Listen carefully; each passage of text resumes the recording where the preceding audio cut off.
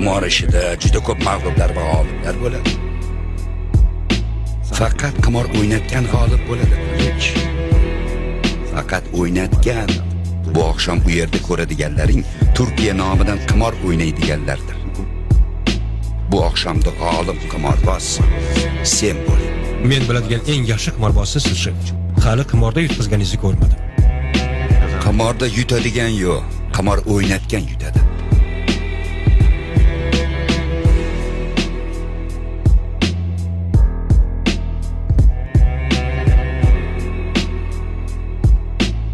Meni bular bilan tanishtiring. Ular kim? Bu Laziyon, chaqirni qaynatasi. Qurol olib sotadi. Yuragi tosh odam. Yonidagi qilich. Daryoni yonidagi odam esa testeri. Ularni faqat ismlarini bilaman xolos.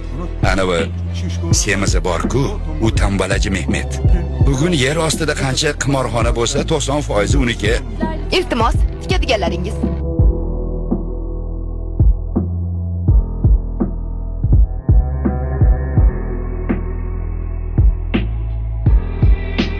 Nima qilishyapti? Qimorxona ochilishidagi odat. Unga ko'ra o'zlari uchun eng aziz narsani stol ustiga qo'yishadi. Yutqazgan odam qimorxona egasiga qo'ygan narsalari qiymatiga pul beradi. Yutgan esa so'ragan pulini oladi. O'yin boshlandi.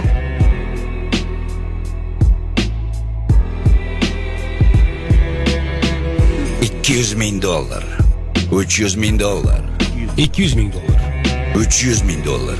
Tasbehni qiymati qancha, Jonpo'lat? 35 baravarini to'laymiz. Yana 35 marta qiymat ortdi. Omon bo'l.